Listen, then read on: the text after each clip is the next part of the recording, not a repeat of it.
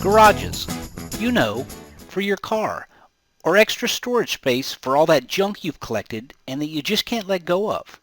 So let me ask you, do you know what size garage you need? And to help answer that question, I have Chris McDonald from Garages on the phone with us today. Chris, how you doing today? I'm doing great, Ken. How are you doing? Good, awesome. Glad you could be here with us. So Chris, I have some questions that I come through every day, and I thought you could help answer. Sure. Okay, so let's go ahead and just get started. What kind of garages do you carry? Well, that's a good question. We have all different sizes and all different kinds.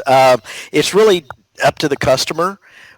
We do everything starting from a little 12 by 12 to something bigger, as big as a triple wide that's enclosed on all sides.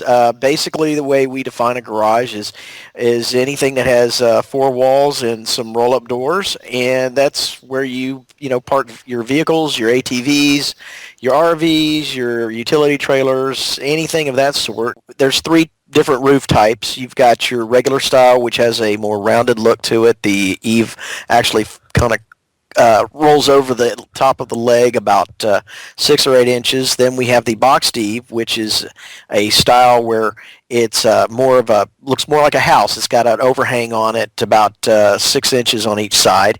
And then you have our vertical roof, which is the exact same profile as the boxed eave, but the difference is that the panels run from the peak to the eave, so they're running vertically. And that's one of my favorites, and I'll tell you why, is because it allows all that water and debris to roll off so it doesn't hang up there on the ribs. And the other thing that I like about it is that it has additional strength to it because it's got 4 hip channels, primarily to allow somebody to be able to screw those panels into gives it something to hold on to, but it also strengthens the structure. So what sizes do you carry? We start out with like a 12 by 21. Of course, it can be smaller than that. That's just where the beginning price is. And then it works up from there. You go to a triple wide carport garage, or even bigger than that. Just really, it's all up to the customer. How long have you been providing garages for the area? We've been around since 2003.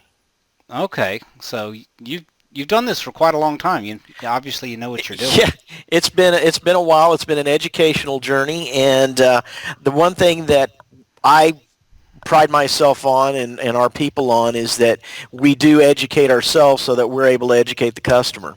Okay, fantastic. And what kind of things over the years have you seen, garages being used for?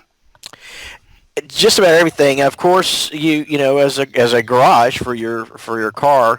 I've had somebody just the other day who has a limo service who he parks all of his limos in there. He got one that was 36 feet wide and it was over 60 feet long, and he uses it to park all of his limousines in it.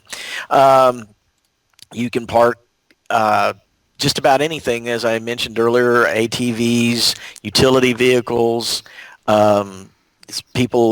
Guys have used them as a place to work on their vehicles, as a workshop for their hobbies, just about anything. Okay, almost like a man cave. Exactly.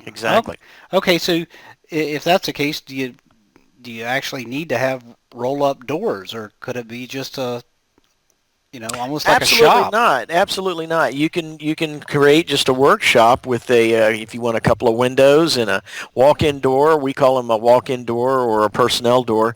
They're 36 inches wide by 80 inches high, and then our windows are 30 by 30, and you just place them wherever you want. You don't even have to make that decision until they get out there to install. Oh, wow. Okay, that's fantastic.